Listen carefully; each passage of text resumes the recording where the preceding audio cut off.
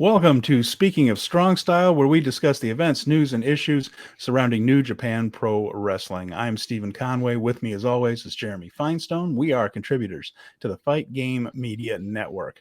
So, Jeremy, the company is back in action this week after some cancellations due to a severe typhoon. The tour was back on. Of course, our thoughts are with those folks who lost family, friends, homes in this one. This was a nasty, nasty typhoon. But the company is back up and running shows again. And it was nice. We'll talk about the typhoon again in a minute, but it was nice to sit and watch a couple of New Japan events, and one pretty good one and one kind of What do you think about what you saw this weekend? I'm glad that the company took the precautions to be safe with the audiences and the shows, realizing that this wasn't a be-all end-all show that you have to have. And when they came back, they definitely made up for it with a banger of a Young Lions match and maybe a little bit of a house show, but still a fun show to watch before we got to the meat and potatoes this weekend. I'm glad they took those precautions as well. You know, when I was in Japan, I happened to be there during a typhoon. A typhoon hit Tokyo while I was there, and it is, first of all, very intimidating to watch roll in. That is it's pretty scary. And the one that hit Tokyo when I was there was not as large as this one that came through. I'm not going to attempt to try to pronounce the name of this one, but it is they're scary. They're hurricanes.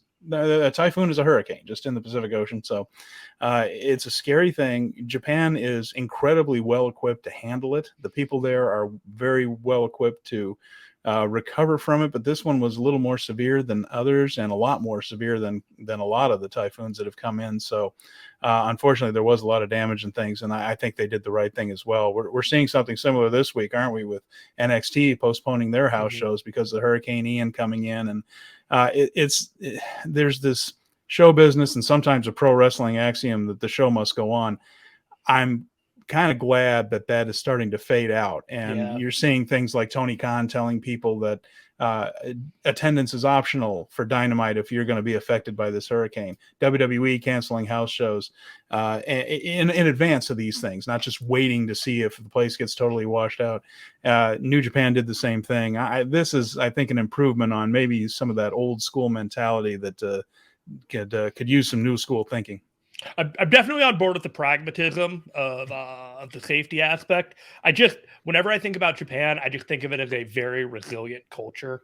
Whew. So that is something that I hang my hat on, and my confidence that they make good decisions when it comes to stuff like that. Yeah, they did, and it was amazing being there because this thing rolled in overnight, and we were sitting in our hotel, and we were up on like the 17th or 18th floor of this hotel in Tokyo, watching a hurricane roll in. So we had our clothes ready, and this thing hit like 3:00 in the morning. We had our clothes ready. We had like shoes, our passports. Like we had a get the hell out kit ready to go, so that we could just go back and ready to go. We were ready in case it came down to it. And you could feel the building swaying, which is what they're designed to do. They're designed to give a little bit in that wind and stuff. And it's pretty scary stuff. Where do they tell you they're going to take you in like an like, are they going to take you to like an auditorium, like a school auditorium, or?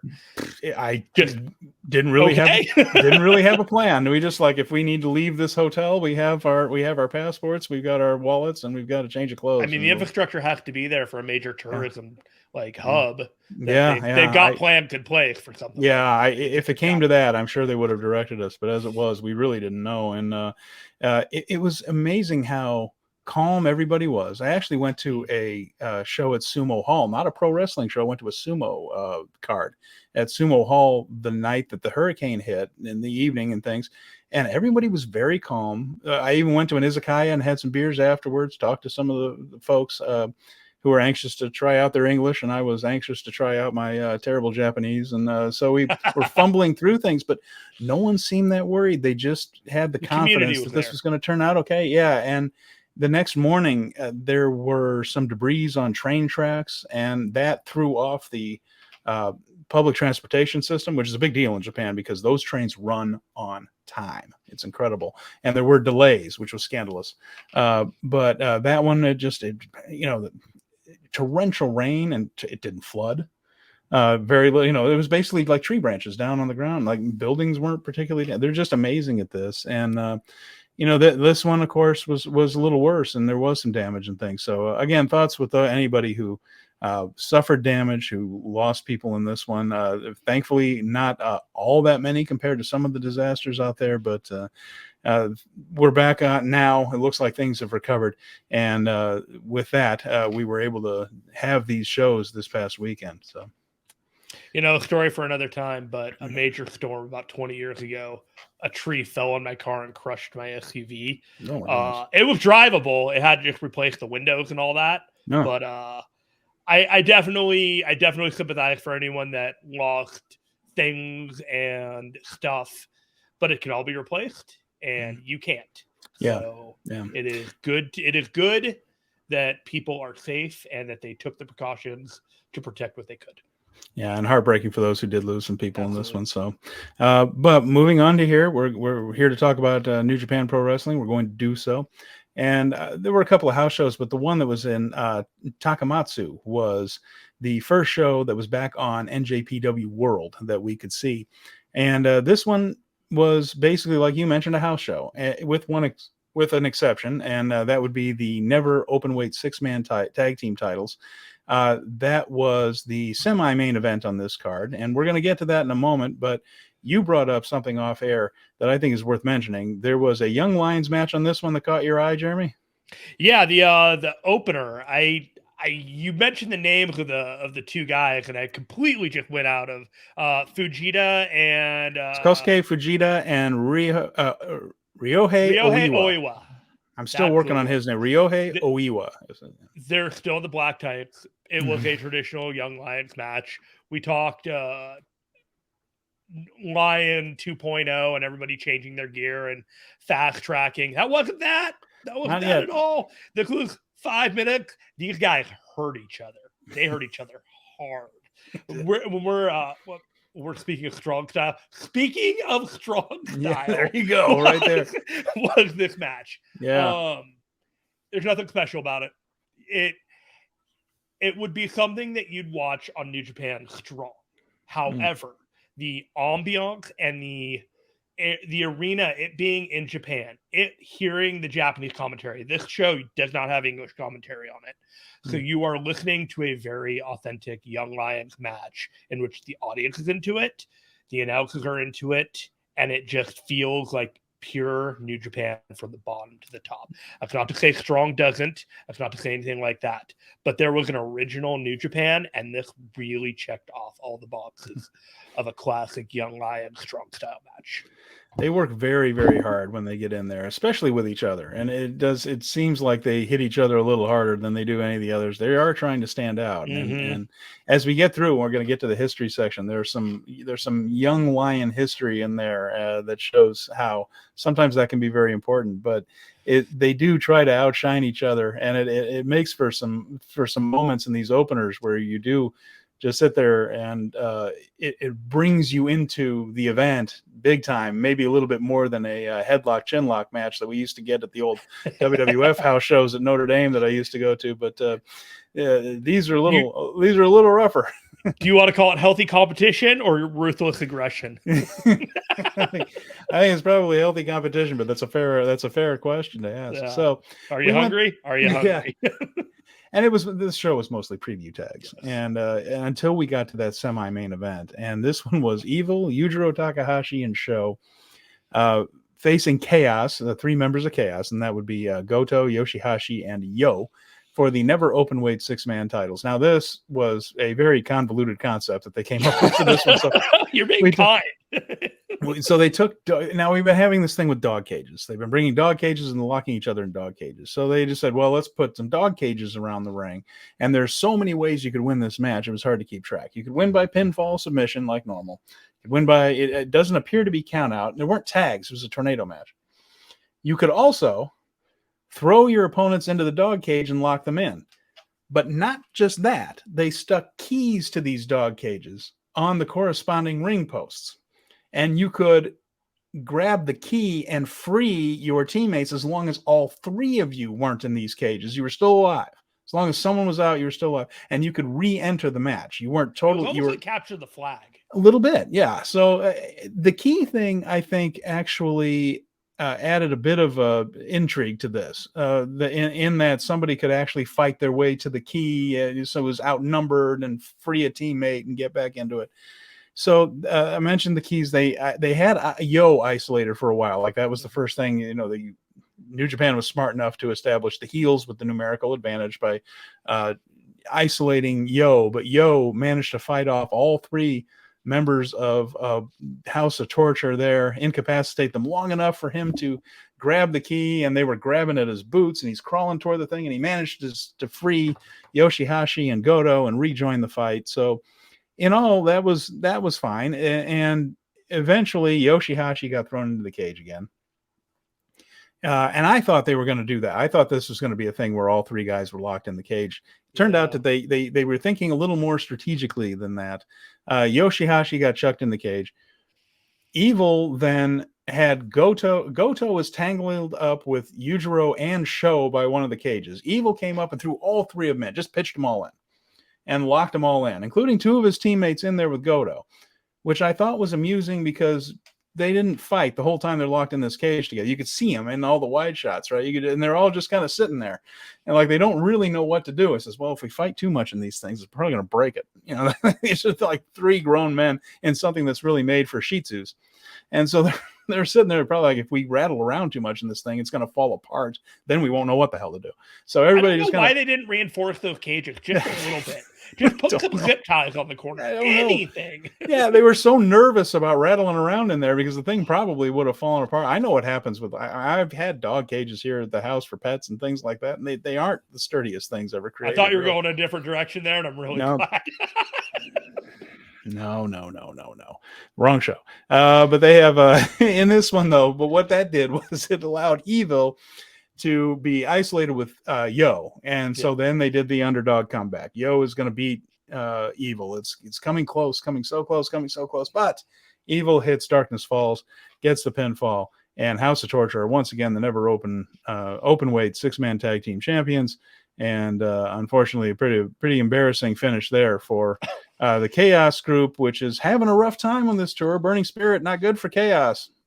They allowed Dick Togo to do whatever he wanted in this match. Apparently, it was no DQ to it. I'm not sure what you have to do to get disqualified in New Japan. Really, you hit somebody with a chair directly in front of the referee might do the trick, depending on the context. Steven, the never openweight trios titles, 6-man titles, just exchanged hands on a dog cage match in which a number of the participants were locked in a kennel while the finish took place because they were unable to participate in the conclusion of this match. That was a house show finish. It's a house show finish. Okay, so it makes a lot of sense to have Chaos reeling on their heels coming out of this tour. They should not be the top babyface group, looking strong with all their ducks in a row, with no conflict, nothing to overcome, no Campbellian journey of discovery this year that they need to have. Better days ahead. The silver lining for all of this is that now we are sure, now we are definitely sure that the ceiling for what House of Torture will be involved with going into Wrestle Kingdom will probably be around the Never titles and that kind of mid-level thing, and we don't have to worry about main event House of Torture. I'm going to be happy with that and live with it. Fair enough. Yeah. And that's a good point. We don't really want the House of Torture anywhere near the main events or the big matches here, so they can have their 6-man tag titles and do their shtick. Sure. The main event on this card, by the way, was nothing special. Again, it was a house show type of main event where you have 10 guys in an elimination match. And this was a elimination matches in New Japan. You can get pinned. You can be counted out. You can also get thrown over the top rope to the floor and be eliminated in a battle royal sense. So let's go back to this real quick and make sure that our viewers understand this. The never open weight titles was not the main event. No. Of that show. No. There was a match that New Japan considered more important than a title change of the 6-man titles. Well, yes, you're right. And then there was also an interesting point. You talked about this being house show-esque. how about them wanting to make sure there was a babyface finish on it as well, since they knew they were going that way with the House of Torture? That was the thing with I picked up on this when I used to go to WWF shows. If the main event was just before intermission, heel finish. If the main event was actually last, babyface finish, because they were going to do a babyface finish for the very last thing. So you send the folks home happy. Yeah, exactly. So I think that may have been a factor as well. But this was Hantai versus the United Empire, and like this is a way to keep a lot of people from doing jobs and things like that. It's a way to protect things. It's also a way to do a 15-minute match where everybody works about 3 of it. So it's it's a nice way to keep the mileage off of the guys' bodies here. And in this one, David Finlay went over to set up his title match in Kobe with Will Ospreay. And the best elimination was Will.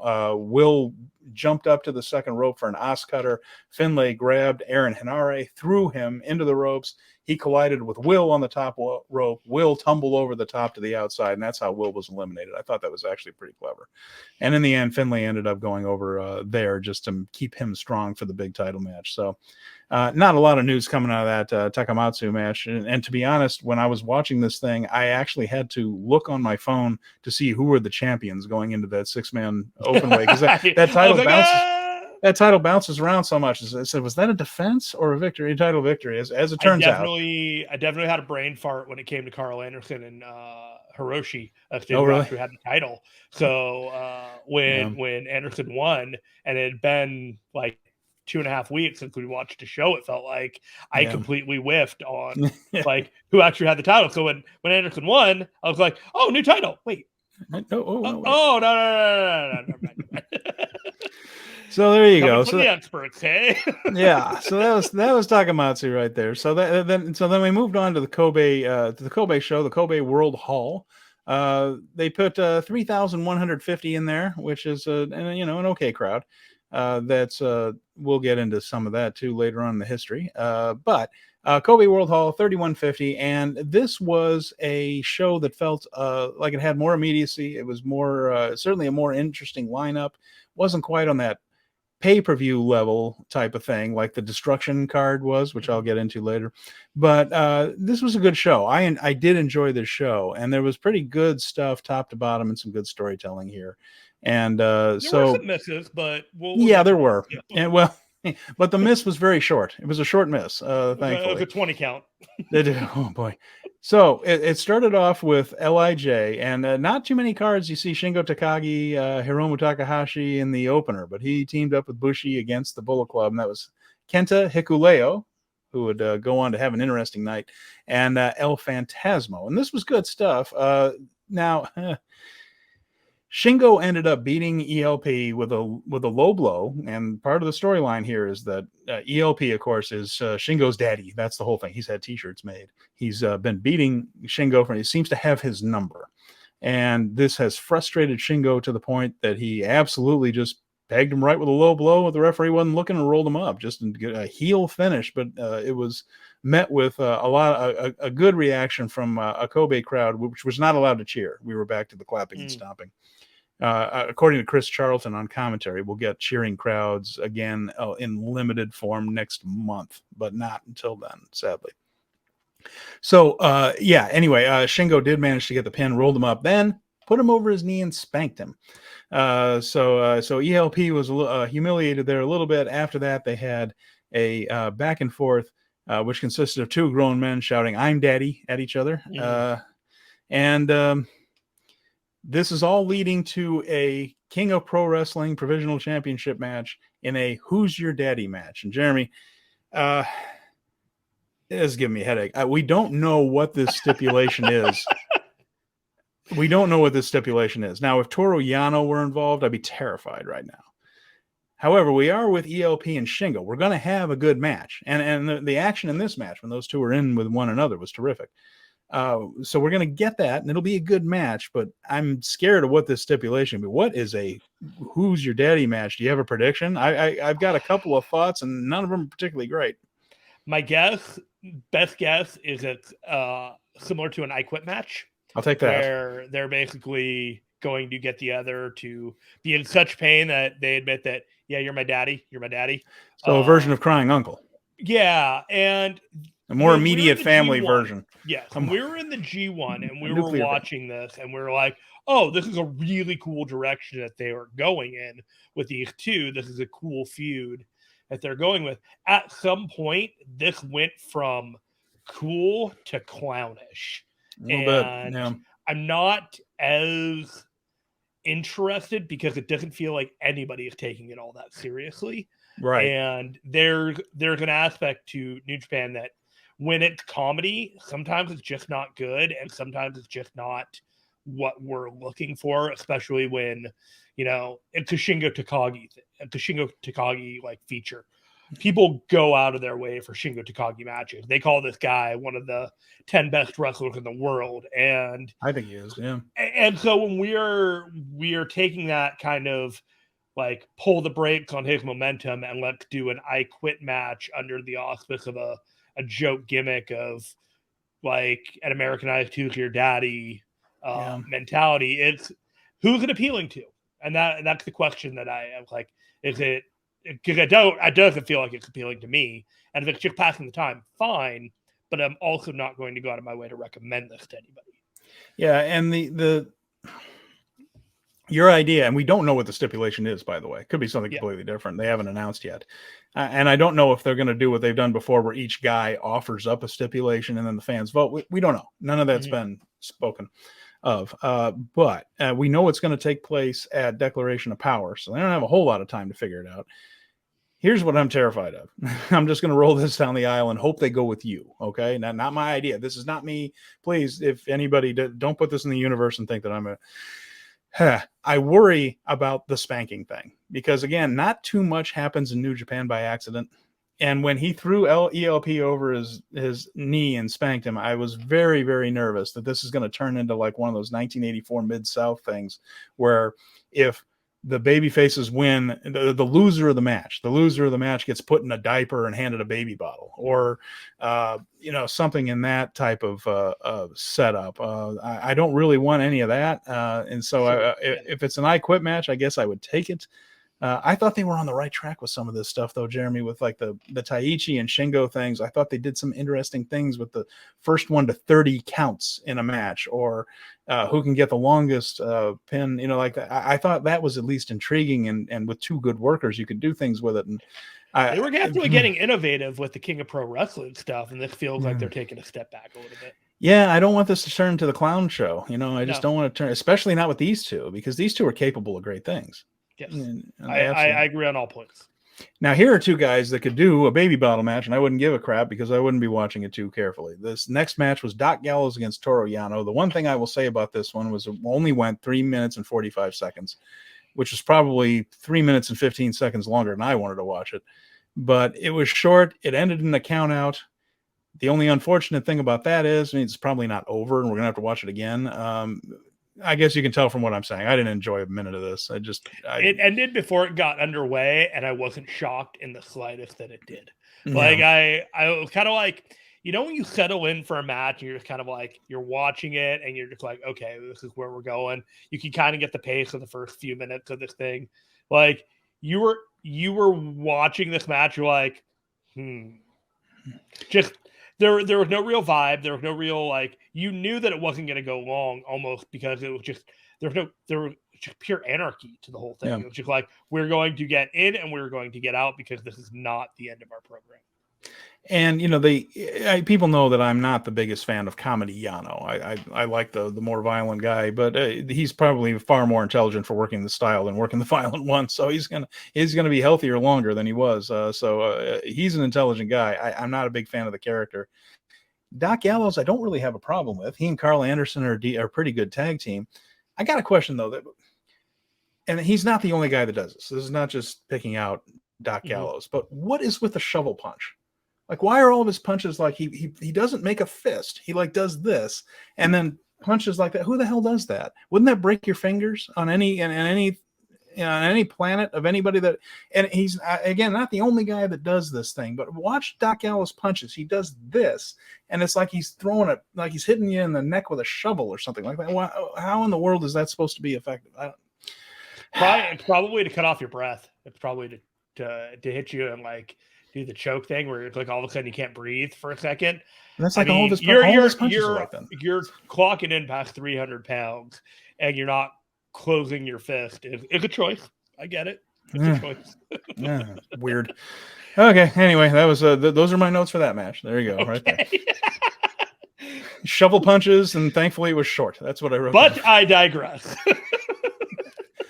I want to know if I was the only one that notices that. Maybe I am. We'll find out when we post to the media who feels the same way. Feels the same way. By the way, if you haven't heard like Gallows and Anderson on Talk Is Jericho or some of these other appearances, these guys could do morning radio. They are so friggin' entertaining to listen to. Their personality, they are funny as hell. I like them, and I like the tag team thing. But the Gallows and Yano as a singles feud isn't gonna. I'll be honest with you, Conway. I never figured you'd want for Gallows humor. See, that's why you're on the show right there. There it is. There we go. So we go on to the United Empire defeating the Bullet Club. Now this was turned out to be sort of a number one contenders ish match here. This was United Empire, Great O'Khan, and Jeff Cobb specifically defeating the Bullet Club of Bad Luck Fale and Chase Owens in a straight tag team match, just under 8 minutes. And this wasn't too bad. Bad Luck Fale looked better than he did the entire G1 in this one. Chase Owens is a solid worker. Khan and Cobb are terrific. And it sets up, they said it, both in the post-match comments and during the match, that the winner of this one would be in line, quote unquote, for a shot at the winner of FTR and Aussie Open, which will be at Royal Quest. And, of course, we've seen Great O'Khan and Jeff Cobb against FTR in triple threat tag team matches over time. Haven't seen it. I don't think we've seen it 2-on-2 yet that I can recall. But I'm kind of looking forward to that. Anyway, this match wasn't bad, but it sort of whetted my appetite for future things. Definitely an academic match. You know, you just kind of had the four guys coming in there. Yeah. The momentum of the two guys going over is the right guys going over. Chase Owens and Bad Luck Fale are basically like pillars of New Japan veteranness in the tag team division. They've had good runs. They're booked strong enough that it makes Great O'Khan and Jeff Cobb look good. And based off of the schedule ahead, I would guess that FTR versus United Empire would be at Rumble at the Bronx. Okay, I think, or the Rumble on 44th Street. And then the end of October before the World Tag League would be the last defense of FTR before the hot and heavy World Tag League of November. that would kind of seem like the calendar kind of lines up for that pretty well. So you think Rumble on 44th Street would be where that one would take place then? That seems like a pretty good place to do that. They could do it on a Dynamite. I definitely wouldn't rule that out. They could also do it at Full Gear. It is a big enough match, but I also kind of think that New Japan is kind of like revving up their domestic U.S. tour dates, and there are matches in there that they could sell tickets on based off of that. And I think United Empire versus FTR is a match that could sell a New Japan show better than it could sell a Dynamite or an AEW show. That's very well put. That's a very good point. Moves on to another tag team match here between two solid teams here. We had Dangerous Techers, and they defeated Los Ingobernables, Naito, and Sonata. Now, this one is interesting to me. So there's been a thing ongoing all summer long, really, that Taichi and Sonata publicly acknowledging that they're friends. They're bromance. That they like each other. They're bromance. It has turned into that. And you can tell they have a lot of fun working with each other. And they do the pec popping, and they do the push-up contests, and they've recently just gone full-on bromance with it, with just a uncomfortably jerseys. They exchange masks after the match, like jerseys after a soccer game and things like that. And in the post-match comments, they talk about how Taichi, especially, Sonata doesn't always do backstage comments. He's still the silent type, but they talk about how they like each other. I've got a theory on this, but anyway, in this match, Taichi got the ghetto clutch when he when Sonata stopped him from doing the Chippendales rip the pants off gimmick, and ended up rolling him up in the pants in the ghetto clutch, which I thought was kind of a kick. And then, like you said, the mask exchange afterwards. Taichi, in post-match comments, said he wants a singles match, one more singles match with him, because he said he could wrestle him every day and enjoy it because it's always fun. I got a theory on this, Jeremy. I think these two are going to become a tag team soon. And I don't know how it's going to affect things with LIJ, but here's where I'm going with it. I think ZSJ, Zack Sabre Jr., is going to go a little more solo in the future, because Minoru Suzuki is clearly starting to scale back his schedule. He's just not wrestling all that much. I think Zack is going to be the new singles face of Suzuki-gun, because even as Zack was going, it's been years since Suzuki did a G1. I think 2017 or 2018 was his last G1. Yeah. They need kind of that solo, that single star guy. And the rest of them are kind of juniors or thing. I think this could be the spot. And then Taichi is a really good tag team wrestler. This whole bromance with Sonata, another guy who has lost his partner with Evil. Naito's not going to be a long-term tag team guy. You got Bushi and Hiromu are juniors. They're both kind of the odd men out in their factions. And the fact that they're making such a big deal that they are friends in real life, and they are. They sometimes pop up on each other's social medias and things. I just feel like this is building toward maybe a singles match, where after the singles match, they just said, what do you say, World Tag League? I don't hate it. Yeah. I don't hate it. Yeah, the more I think about it, the more I think this could work. There's definitely momentum that they want. They're feeling out the vibe that the crowd has, and feeling up each other's chests between their rapport. Yeah, and there's enough there that it. Okay, so when Taichi had the match in the G1, and it was with Tama Tonga, mm-hmm. and it was all about the Iron Claw and the evilness of the claw and the story of the claw, and it was a one and done kind of thing.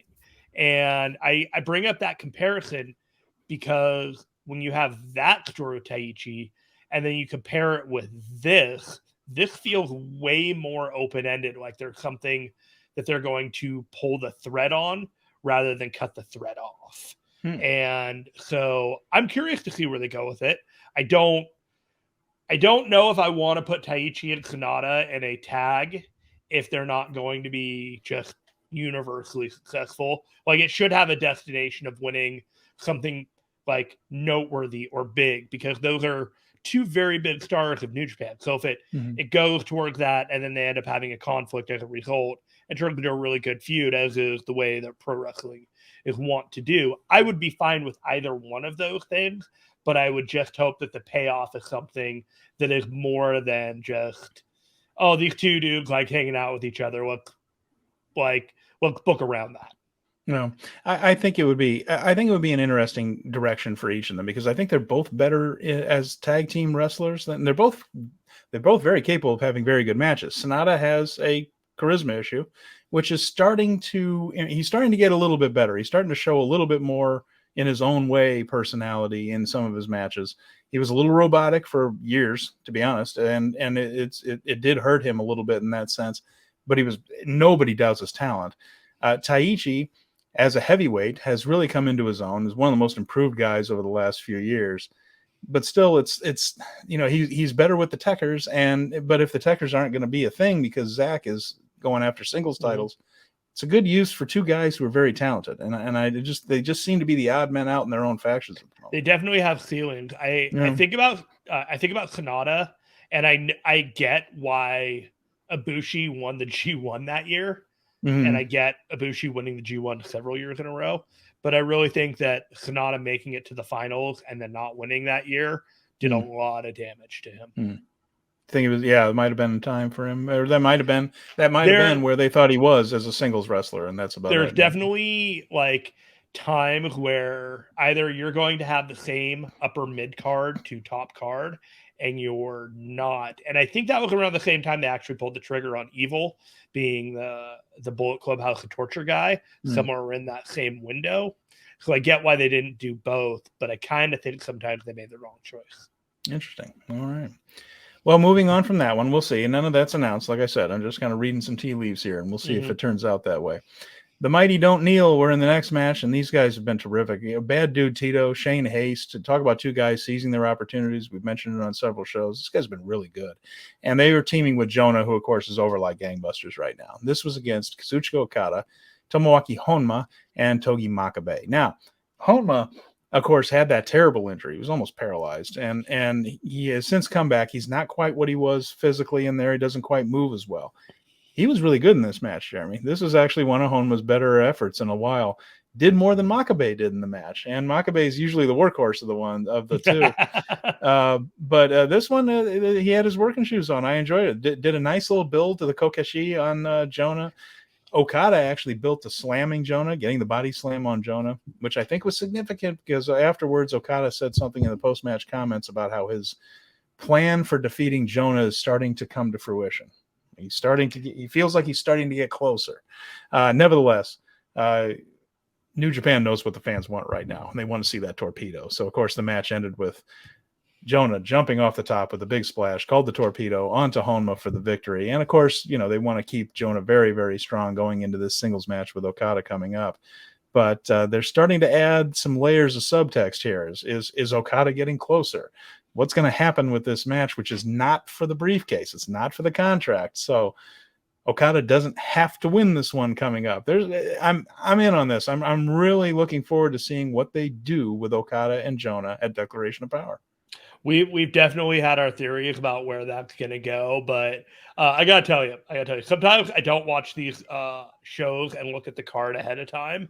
So when I saw the Mighty Don't Kneel, you got Haste, you got Bad Dude Tito, you got Jonah, and then all of a sudden you've got Togi Makabe and Honma and Okada, and I just like, that's not fair. That's not fair at all. You just wonder, was it what? No, like you just wonder, like, did Ishii ghost Okada for this? Like, where just like you're sending them to slaughter? What's wrong with you? Gonna get this man killed. Oh my god! And Honma, Makabe, I was expecting one of those two to take the pin, and they did. And they're definitely doing everything in their power to lay the concrete groundwork that this is a monster stable. And they're doing a really good job of making United Empire look like a monster stable and make this look like a monster stable at the same time. So you have two stables going on that both are viable. And that's not something that New Japan is typically focused on doing, is making the stables of Gaijin being important. So more power to them. There's an interesting point about Gaijin later on, too, we're going to get to. So, and it involves two people in the next match here. The next one was Bullet Club. Now, this one was supposed to be a clash between the champions and the number one contenders of both heavyweight and junior heavyweight. Didn't work out that way. Unfortunately, Kushida with the hand, foot, and mouth disease, which is something that parents need to look out for with little kids. They're just little germ buckets walking around, aren't they? Sometimes, and unfortunately, Kushida got zapped with this, which is I've been told it's similar in irritation to like chicken pox, just this little skin thing that'll definitely contagious. Couldn't wrestle. Yeah, definitely couldn't be there. Okay. And so Kushida's back home with the kids that did it to him, so he's stuck there. But yeah, anyway, so they replaced, you talk about unfair, they replaced Kushida with Jado. So as soon as you see Jado come out, you think, oh, this is, good luck to him. But as it turns out, this was not their night to shine. So, and they knew that there was something coming up later. So this was just a very kind of by the books match, and Ishimori beat Jado and things. Probably would have been a lot better if it had been the original idea, which is, Kushida trying to prove that he is worthy of a title shot, which he clearly is. And even Ishimori knows he is, but he's trying to avoid it. That's the whole story here. Ishimori knows Kushida is a threat, doesn't want to face him, trying to send him through all these trials and tribulations to try to, quote unquote, prove that he's worthy of a junior heavyweight title match. And then you have the whole Tama Tonga Jay White rivalry. We know what that is. This was one that was just kind of there as far as the match goes because Kushida couldn't be part of it. I think Jay and Tama Tonga took it easy because they knew the big angle was coming later. Nothing wrong with it. Nothing special about it. Concrete, laying down groundwork. There's so much going on right now that it's basically just setting the stage for future events and future matches that we have going on. And I kind of don't want to say it like right now, but there's just a lot going on where they're telling you that things are not what they seem in a number of ways. Yeah. And surprising, but at the same time, you shouldn't have been surprised. And we'll get to more of that later. But this was keeping pace to keep you on track for what they were going to spring on you later. Next was we had some title matches after this, and an IWGP Junior Heavyweight Tag Team title match was the next match on the card. Francesco Akira and TJP, again of United Empire, getting that huge push, defeating 6 or 9. That's Ryusuke Taguchi and Master Wato. Just under 13 minutes here. This was really good. There were a really interesting counters, I thought, here by Team 6 or 9. Like Wato and Taguchi came up with some really interesting ways of countering the United Empire's moves. This was a match where Taguchi did very little comedy. I mentioned weeks and weeks ago, there was a thing that we haven't seen in a while, which is the serious Taguchi match. And it was a thing that they would do sometimes. Taguchi was always a little playful in the ring. You can go back all the way to like 2010 and see some of his stuff with Prince Devitt, where he was always a little playful, but there would be a moment very early in a match where he would just kick in, and the guy's a hell of a good worker. Taguchi is a hell of a good worker. And he would kick in, stop doing the silliness, stop doing the all the things about trying to rub his butt on people and things. And the crowd would go with it. They're like, oh, this is a serious Taguchi match. Okay, we're in. Here we go. We're not. And this kind of felt like that. And we haven't seen a whole lot of that. And terrific one. And at the end, the United Empire rallied, had some, again, more good moves and real counters here. But in the end, solid win for United Empire, keeping them strong going into the Junior Tag League. Or perhaps there's going to be another defense before that. We don't know. But this was to move past the former champions 6 or 9. But this was a really entertaining 13 minutes, I thought. This was a peak match for these 4. They've been going back and forth and rotating and just having matches with each other ever since the title change back in May, April. I agree with you about the Taguchi thing. I think that he definitely had a serious Yano vibe to him, if you will. The other thing is I was thinking about Akira and TJP having the titles right now, and you think about like the disbursement of titles in New Japan, it makes a lot of sense that Okan and Cobb probably won't win the titles because they've got the junior tag titles with United Empire, so that kind of keeps different stables with different things and a little feather in their cap. I see these guys holding the titles for a little bit while longer. I don't remember if it was this match or from the 2 nights before, but there was a double team move that Akira and TJP did where TJP lifted Akira up over the side of the ropes, like an atomic suplex, but he grabbed the other guy and then monkey flipped him into Will Ospreay off of the side, and then Will Ospreay did a power move to him on the floor. And I was just like, oh man, that was pretty good. There's a lot of athleticism among those guys, and that's one thing. They can think outside the box on that because their bodies are able to do things that not everybody can. I 100% respect the innovation. Yeah, and this is a team where again you're talking about gaijin, non-Japanese guys here. Francesco Akira from Europe, TJP from the U.S., and if they can get over there and are willing to work steadily in Japan, I keep the titles on these guys for a while. It feels a little fresh. We were going through a couple of years of Kanemaru and Desperado and, like the Bushi Hiromu, and nothing wrong with those guys. They had some terrific matches in there. but I felt like we kind of saw all those combos. Feels good to see kind of like a different team shining right. Very fresh. Yeah. Very fresh.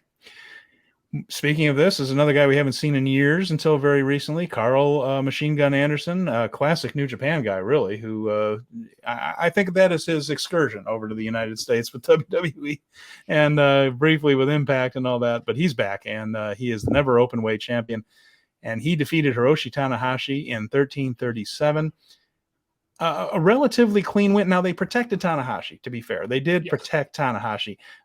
So let's see. Of course, Doc Gallows interfered, which you would expect with these guys here. They are part of they're very, very Bullet Club. Carl Anderson, the founding member. Toro Yano came down to fight Gallows off, but the distraction caused the referee to miss Carl Anderson's tap out in the sharpshooter.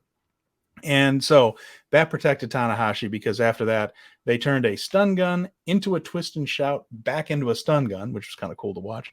And then he got the win, and Carl Anderson is still the never open weight champion. Now that will allow Tanahashi to move on to other things.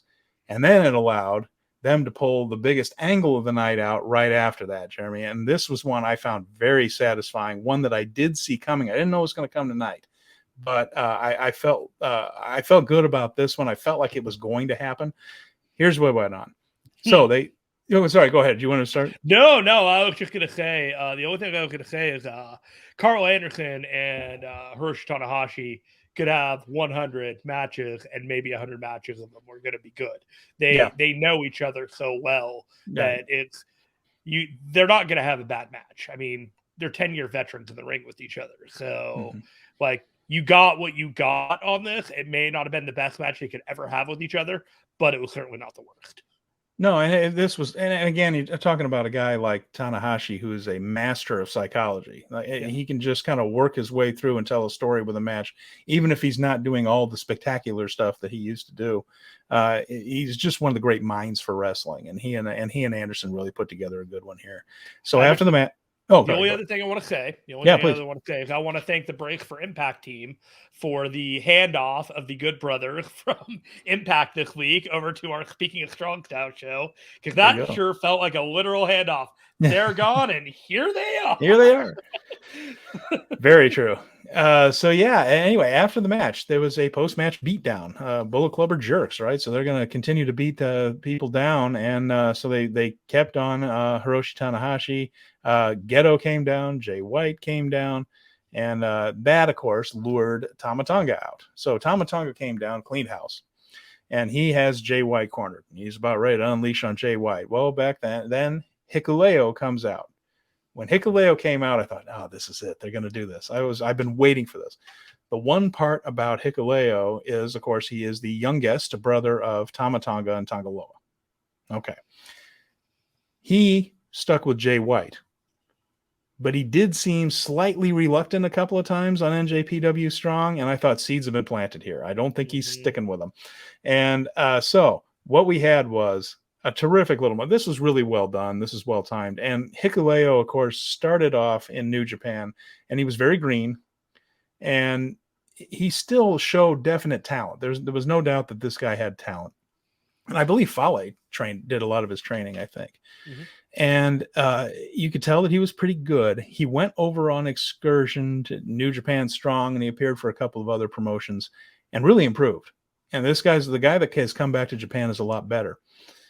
He comes up, he's standing there facing off with Tama Tonga now. Tama Tonga's looking at his little brother, if you want to call that, but he's looking straight up at him because this guy's about 6.5 feet tall. Jay White, being the little snake, smarmy little jerk he is, manages to get up onto his feet, and he just says, we're his family now. The Bullet Club is his family. And whatever it was that tipped the scales, finally Hikuleo said, enough of this crap. And he grabbed Jay White by the neck in the chokeslam position, teased that. People in Kobe were loving this. They were so happy to see this. And instead of hitting the chokeslam, which I did think that was what was going to happen, instead he throws him to his brother. Tama Tonga hits the stun gun on Jay, lays him out. There's the big hug and the brother reunion afterwards. And it's a beautiful angle that makes sense. You see coming, but you want it. So even though you see it coming, it's something that makes you happy when it finally happens. I thought this was well done by everyone involved. It was well executed. It was well timed.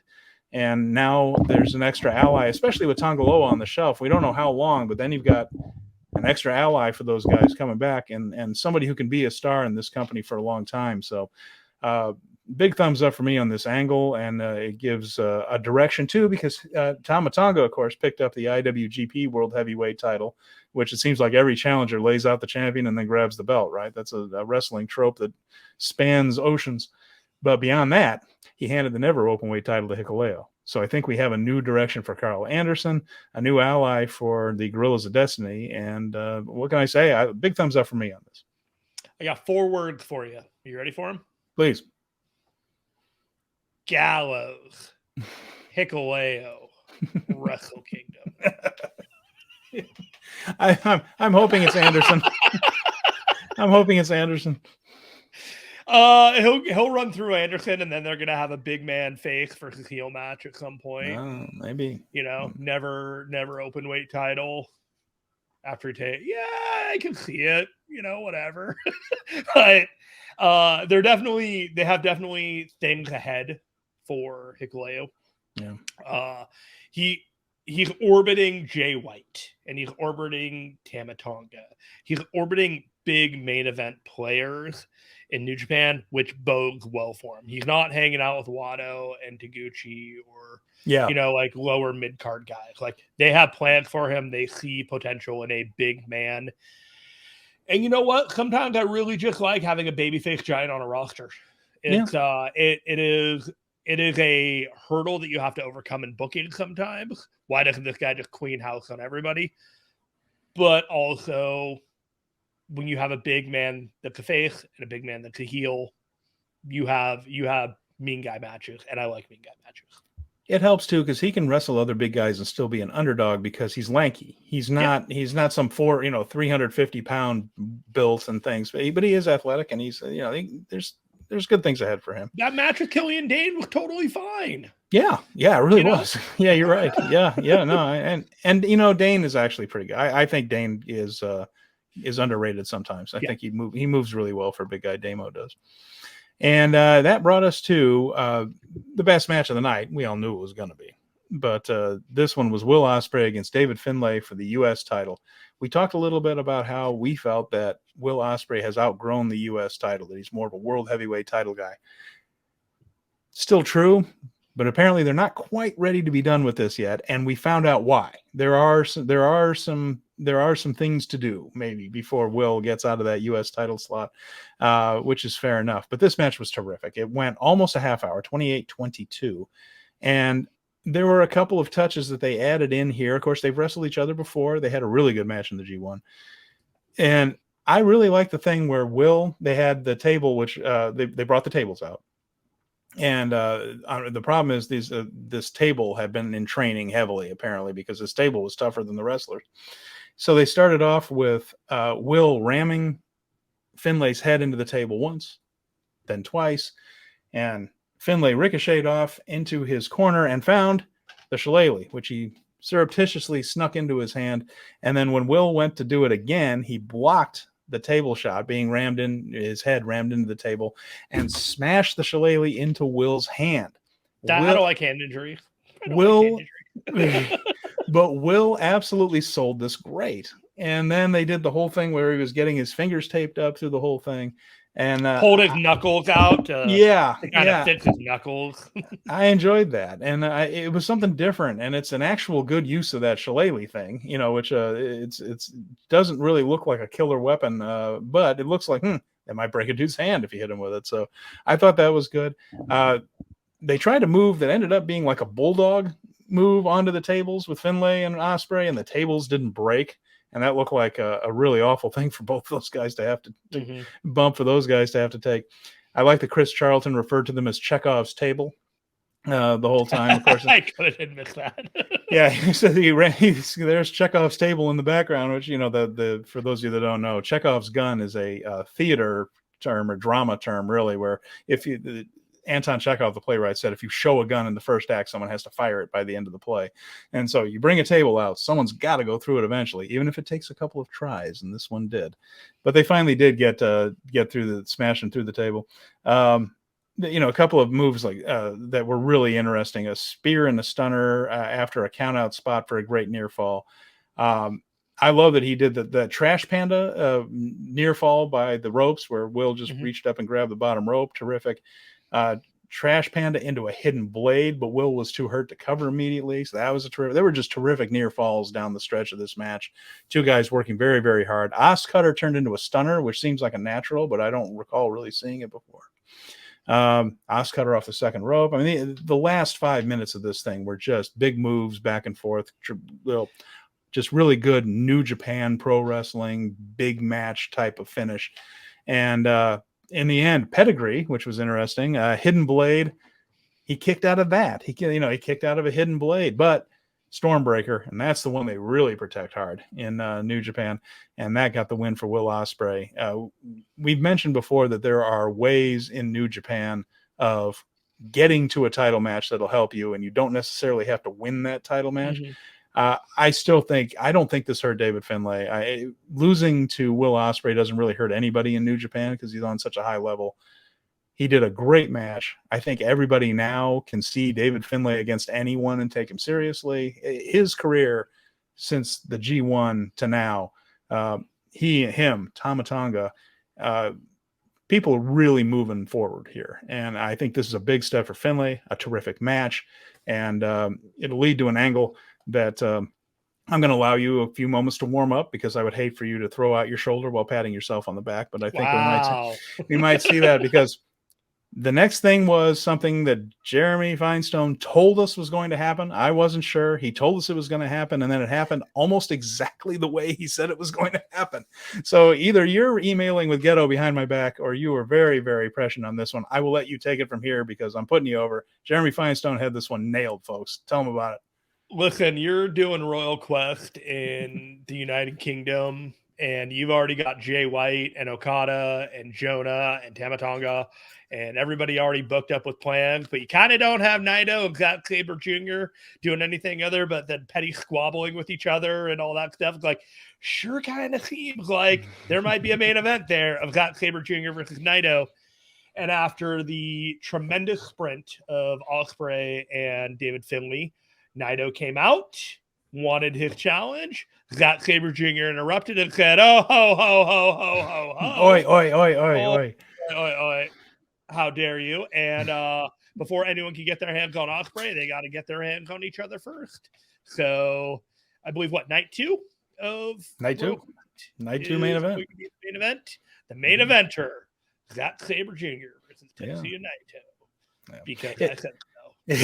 It does make a ton of sense, and since obviously Ghetto is listening to you and all that, but no, it makes a lot of sense. It's a terrific match. It's going to be a great one, and it's one that could go either way. Zack could definitely win in England, and no one's going to complain about seeing Will Ospreay versus Zack Sabre Jr. again. No one would complain about seeing Naito versus Ospreay again. They've only had, the one singles match, and that was in the G1 semifinals. Which seems amazing that those two have only had one real singles match. So a win-win-win either way this one goes. And by the way, we talked about how sometimes New Japan comedy can be bad. Mm-hmm. This was kind of a humorous segment, the way they, Will was kind of a bystander to all of this going on in the ring as Naito and Zack had their little argument about who was going to face him, and Will kept trying to take the microphone and they kept snatching it away from him, and Will was playing it exasperated, and I thought everybody did a really good job in this here. I enjoyed that little bit of humor in it. Best way I could put this is I got strong post WWE shows of The Rock, Stone Cold, and Triple H just bullshitting with each other. Right, yes. After an angle would be over, the match would be over, and there'd be the dark crowd, and they'd all have shenanigans with each other. But you send the crowd home happy, and everybody gets to do their little thing, and that's basically what it felt like. And we just kind of saw it on TV. It was fun, but it was fun, and it accomplished something very important, which was having three really outstanding wrestlers, knowing that we're going to see at least 2 of those matchups in the next few weeks, which is which gives the fans something to really leave. They left that show really looking forward to things. We've got a babyface turn out of Bullet Club. We've got really good matches coming up, and some intrigue there. So I thought this was pretty well executed professional wrestling show, especially considering they have several big events coming. And the way that New Japan books, not announcing things ahead of time because they try to keep the logic going and not tip their hand on things. They have to get a lot done in a short period of time, and they haven't disappointed me yet, except for the Yano Gallows thing. And I still don't want to. I don't want to see anybody with a baby bottle. For the love of God, just help me out with the ELP. It's not a nipple, okay? Ghetto is obviously listening to you. Just do something with ELP and Shingo, okay? These guys are way too good to be baby bottles. Save me. It's not a nipple. Just put it in your mouth. It's not a nipple. Oh, Lord. Do you want to recap the Strong, or do you want to preview the Royal Quest night? No, let's go ahead and Royal Quest. Let's do the Royal Quest.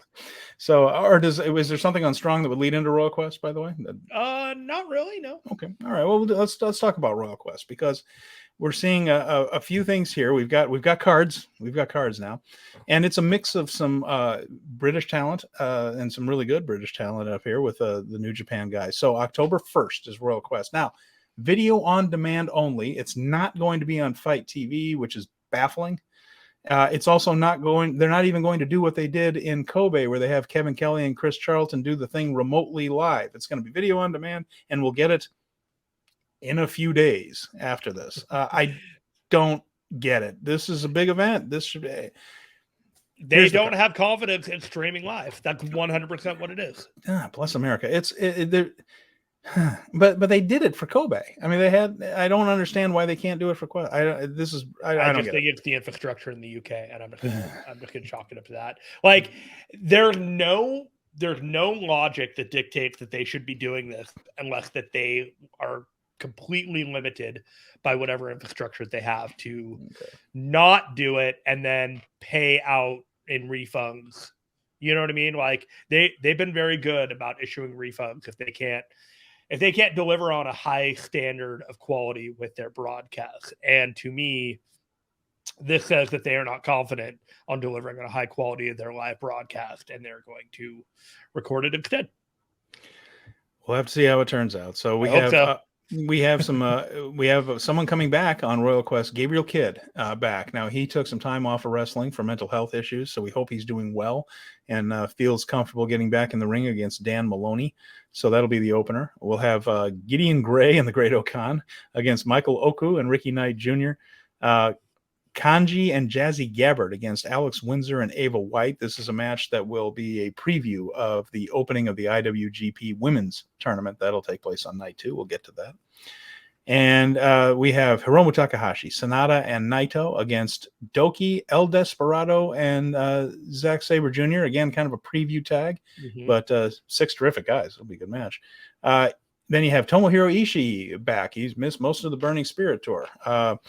And Kazuchika Okada against Bad Dude Tito and Jonah. Again, we're just keeping the Jonah and Okada tangling with one another all the way through. I don't like Ishii's odds in this one. I think he might end up torpedoed.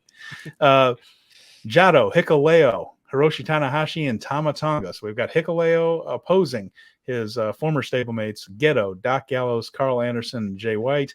Again, I don't like Ghetto's odds in this one, actually. Are we having Gallows versus a Hikuleo in a match? Nah, boy. Jado or Gato, or one of them's getting it. FTR, Dax Harwood, and Cash Wheeler. I'm sorry, Dax, love you. Against Aussie Open. That is the main event. It is for the first FTR defense of the IWGP Heavyweight Tag Team titles. We've been looking forward to this one. Aussie Open booked strong all the way through. They're on a roll. They've really looked good. This should be a fantastic match. And then, question for you: it's not the main event. It's not the last match. They're doing Will Ospreay and Shota Umino as the last match. Oh, I have that as the sub main. Oh no! I according to this, that is the 8th match with the tag team match 7th, according to NJPW1972.com lineup. So we'll see how it turns out. Then, yeah, interesting. It sure seems like the tag team match should be the main event. Feels like it, doesn't it? I mean, Yeah. and you can do it as the main. You can call it the main event. Main event could be any match on the card. But yeah, it feels like it ought to be last. But If titles are on the line, I feel like it should supersede a singles match, even though it's Will Ospreay in the UK versus on excursion shooter Shota Umino, who's also been in the UK. So I get why that would be the main event. I get why they would do that. But to me, the title's on the line, even though it feels like it's a foregone conclusion that FTR would win, I would go with that. But you also don't want Will Ospreay to be below the card of someone else on a stable. Fair enough. So you could argue both. Will should be higher than Aussie Open on the card, but the title should be higher than a singles match. Arguments for either one. Yeah. They're both matches are probably going to be really good. Yeah, Shota Umino is talented as hell there. So Shota, man, I'm hoping that this is a step toward bringing him back home. I'm looking forward to seeing Shooter move up the card in New Japan, because I think that guy's. I will say the white leather, long hair look being called Shooter Shota is kind of a weird combination for me, but the Shooter thing only happened because John Moxley said it once. I mean, it just stuck like glue to him. But I think of it more like Happy Gilmore now, Shooter McGavin, than I do Shooter Shota. Well, when they bring him back to Japan, they can do anything they want with him. Yeah. You can switch things up then. So, anyway, night 2. Very quickly, there are mostly preview tags earlier there, including Hiromu Takahashi and Sonata against Luke Jacob and Ethan Allen, which I believe is a catalog. So we'll see how they. Isn't that a catalog, like a home goods catalog, like goes back for Ethan Allen? Maybe I'm. Yeah. It is, isn't it? I'm not making that up. I think my mom used to get that catalog. So, and then of course we kick off the IWGP Women's Tournament. Jazzy Gabbard against Ava White. Now Jazzy Gabbard's new to that. That was a different person a couple of weeks ago. Also, they announced, by the way, not for this card, but in the future, that Kairi Sane, Kairi as she's now known, is in that tournament, that IWGP Women's Tournament. So, we all know how good she is, and we saw her in NXT and in WWE, and she's fabulous. So that's a hell of a worker that will be in this tournament. Then we'll see a couple of things like a multi-person tag team matches before we get to the big ones, and that's going to be Okada against Bad Dude Tito, and then Ishii versus Jonah. So they're kind of taking that tag match and crossing it up from the night before, and then Naito against Zack Sabre Jr. We talked about that one earlier. Winner probably gets Ospreay, probably a Declaration of Power. None of that officially announced, but tea leaves. Declaration or Brooklyn. Yeah, that's true. They need cards for that. They need a lot of cards. It's a busy time. I kind of feel like Declaration of Power is already loaded enough that they are going to be looking past it. I think with the 5 matches that they have right now, going on there, that definitely feels like they could throw a few handful of mixed tag matches and call that show a day. And since the New York show was supposed to be Madison Square Garden, I still think that they're going to do a lot of work to like strengthen that card and everything at this point. If they're making a match and it hasn't been announced for Royal Quest or Declaration of Power, I feel like we're looking at the end of the month at this point, where they're just going to be setting up multi-tags until we get to that point. Okay, fair enough. That could very well be the case. So we're going to talk a lot more about Declaration of Power next week as we move through all this stuff. So, and we'll kind of preview that one. But here are the matches real quick. Shingo against El Phantasmo in a Who's Your Daddy match. Again, we don't really know what that means yet. Kushida, hopefully back. He should be healed up by then. That's the theory. Against Taiji Ishimori, non-title. But a singles match, non-title, I think we can see where that one's headed. I think Kushida's about to pass his final test. Ren Narita will return from excursion against an unnamed opponent. We don't know who yet. And that could be by design there. We could get something coming off a Royal Quest on that, or they might just surprise us on the night. Who knows? They've done both in the past. Tama Tonga will face Jay White for the IWGP World Heavyweight title. Kazuchi Okada will face Jonah in their big singles showdown. That's Declaration. We've been waiting 6 weeks for these shows, man. These ever since the end of the G1, they put this on our plate and said this is the end game for the short term. So I'm really looking forward to the Declaration of Power matches. And to really tie this into what you mentioned earlier about how they have been promoting Gaijin groups, groups of foreigners more than usual. Declaration of Power with Tama Tonga versus Jay White. Listen to this one. It's going to be at Ryogoku Kokujikan, so Sumo Hall in Tokyo. It is the first time in the 37-year history of that Sumo Hall. They've had other sumo halls. They update the building and things, but this will be the first time in the 37-year history of the building that two non-native Japanese will face off for the title in the main event. That's first amazing. Time. That's and amazing. the closest they came was with Akebono versus Brock Lesnar. Akebono, the former sumo yokozuna, whose real name is Chad Rowan. He's real name. Hawaiian, his born name. He was Hawaiian born, but he was a naturalized Japanese citizen by the time he wrestled Brock Lesnar. So technically, he was a Japanese citizen when that match happened. Technicality. He was also the first non-Japanese man to become a yokozuna. So that was he was this definitely big. Feels like this has the stake to the claim. Authentically. Yes. Yeah, absolutely. And so it just shows you a different era that we're getting into. We were going to get into that in a future episode as well, talking about how, we're maybe seeing some interesting new faces and perhaps a little bit of turnover in the New Japan card. So we're going to get into that. So, Jeremy. Yes. What happened on NJPW Strong this past week? There was an hour's worth of wrestling, and I don't know if all of it was good, but we're going to go over it, and I'm going to tell you because we talked about New Japan here, and New Japan Strong is part of New Japan. So we had 4 matches this week. QT Marshall defeated a wrestler named Kita, who is from the Scranton, Pennsylvania area, and it was basically a match to make Marshall look good in order to set up his shit talking to Shota Umino, thinking that Shota was not going to answer his challenge. Shota did in fact answer his challenge, and that they will be having a match together in Las Vegas, as QT Marshall did not like this whatsoever. It was an okay match, more angle than it was match. Okay. So we will go on to the meat and potatoes of this entire show, which was the Mighty Don't Kneel of Shane Haste and Bad Dude Tito, who defeated Christopher Daniels and Yuya Uemura. If you have been listening to us in any way, shape, or form, we sing the praises of Bad Dude Tito, and Shane Haste is also fantastic.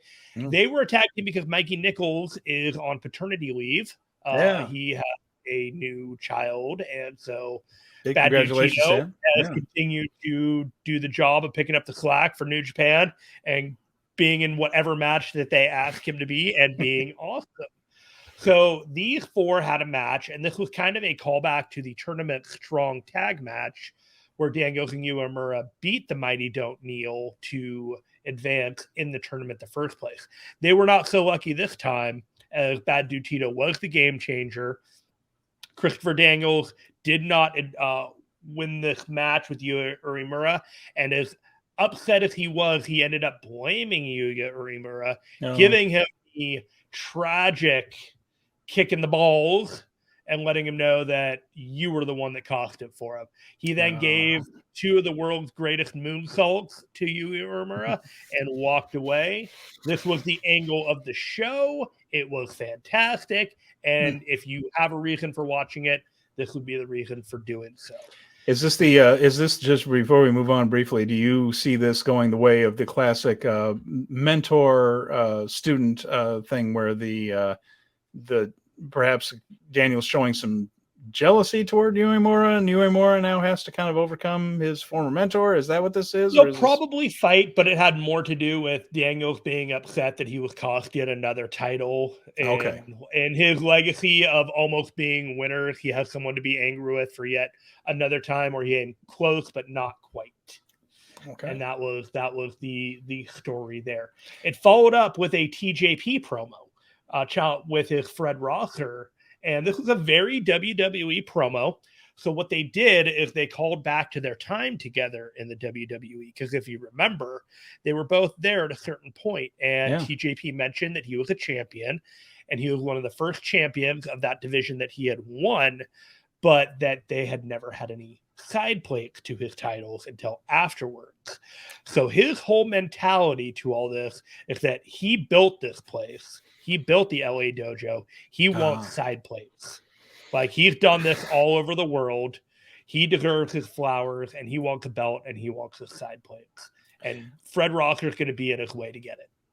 I just wonder if Triple H got a little memo across his desk to say, "Hey, funny thing happened," and he just said, "Hey, someone make TJP some side plates and send it to him. Would that be the angle over?" And you're like, "Oh, I'm good now. Thanks." You can give him an empty cup for his tears as well.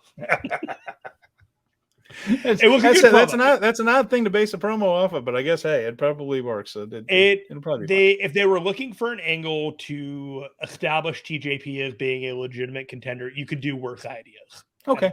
You know what I mean? Yeah. So then we had another. That'll be a good match, though. That will be a good match, to be fair. It will be, and that will be next week. That is the strong main event for next week. So it's already happened. You could look it up if you want. Otherwise, we will recap it. No spoilers here, folks. No spoilers here. Magic. We'll talk about it after it airs, even though it already happened. Okay, moving on. So we got Ren Narita in an enhancement match against Jacob Austin Young. I've never seen Jacob Austin Young in my life. He is a New Japan talent from the LA Dojo. He worked for One Wrestling Elite, I believe, in Japan, the OWE. It wasn't long. It was fundamentally sound. There are better days ahead for both guys. Politely speaking, that was the match. Okay. And then we had the IWGP Junior Heavyweight Championship match. Taiji Ishimori versus AEW's former Dark Order Alan Angels. The best match on this show was the tag match. Alan Angels, they did a lot to cement the narration that he is calling his own shot. He's putting himself out there. He's believing in himself, and he's got a ways to go. And I don't mean that badly. It just means that he did not feel like he was ready for this match. Okay. He was just a little slower.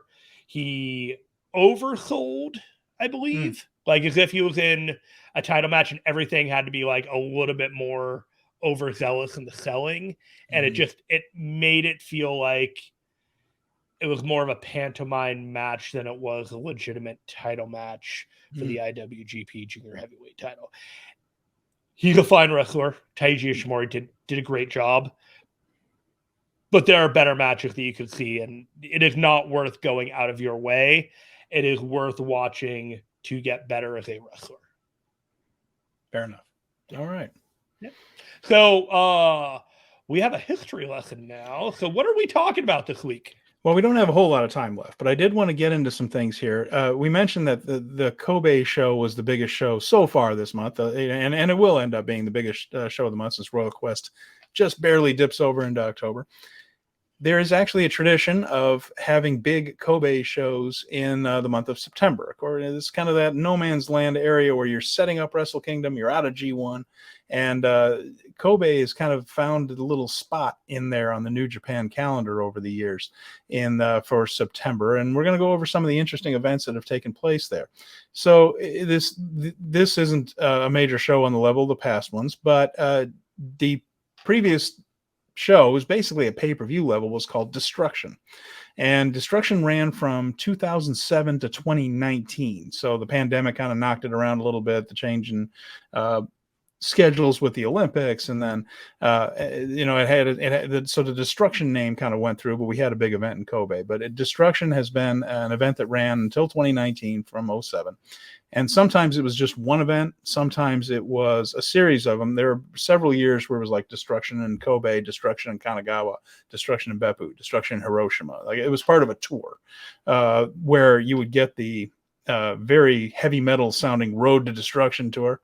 And then it would build to these big events in usually in threes. Sometimes it would be, like I said, it would be in Hiroshima, Beppu, and Kobe, where there would be like a title match each night, and then kind of string things out like that.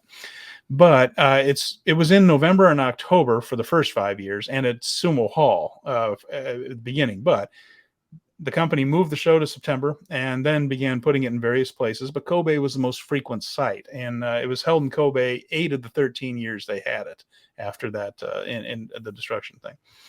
So it's like I mentioned, it's also been in Sumo Hall. There have been events in Okayama, Oda City Ward in Tokyo, Sun Plaza in Hiroshima.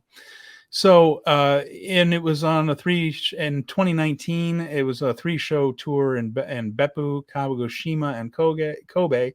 There was not an IWGP title match. And then after that, it kind of fell off the calendar as a major event. But there have been some interesting cards here, Jeremy, and I'm going to run down a few of them here. Let's see. Here's one from, let's see, what year is this one? This one is 2012. So I just went back, or no, this one was 2017. Excuse me, went back about 5 years. Yeah. So this is Destruction in Kobe, and in front of 5,482 people, so about 2,000 more than this year. The opening match had some interesting names in it. How about this one? Hiroshi Tenzan teamed with Young Lion Hirai Kawato. So that's Master Wato. They defeated the Young Lion team of Tomoyuki Oka, now known as Great Okan. Jeez.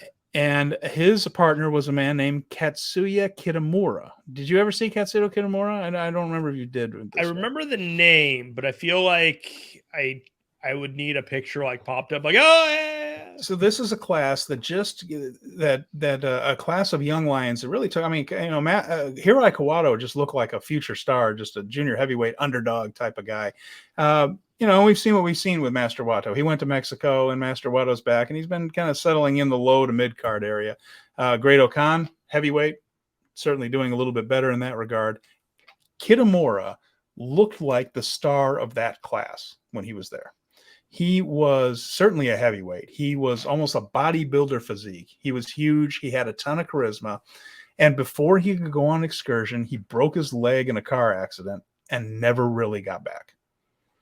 And he never ended up going on an excursion anywhere. And I tell you, between Great Okan, Master Wato, and this guy, you would have said that guy is the star. Kitamura is going to be the one that's the big star.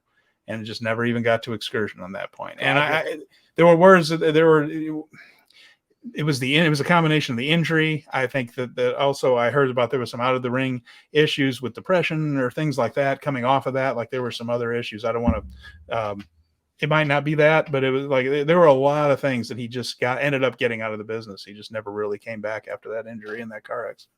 So sad there, but that was the opener at Destruction in Kobe 5 years ago. Some other matches, a lot of the early part of that card were the usual multi-man tags. Trent Beretta defeated Yujiro Takahashi in a singles match on that one. Trent Beretta and Rocky Romero were Roppongi Vice and part of the Chaos faction. There was an interesting thing here, the 3-way tornado match for the IWGP tag team titles. The Guerrillas of Destiny came in as the champions, but they didn't win the match. It was the Killer Elite Squad, Lance Archer and Davey Boy Smith Jr. from Suzuki Gun. That brings back memories. And the third team in the match, War Machine, Ray Rowe and Hanson, now known as the Viking Raiders. So you had some people. What's that? Did they win that match? No, that was Archer and Smith won it, and won the tag team titles there. So that was around the time that War Raiders, maybe a year or two later, they took off. Yeah. The War Machine team was it was getting over in New Japan too, because they just those guys, the way they move, and hopefully once the one is back from injury, they can take off in WWE because they were just about to get a big push when that injury happened. Hiroshi Tanahashi and Mike Elgin, the problematic Michael Elgin, we didn't know he was problematic then, defeated Kota Ibushi and David Finlay in a tag team match on that one. So then he had the Chaos group of Ishii, Toro Yano, and Rocky Romero beating Naito, Sanada, and Bushi.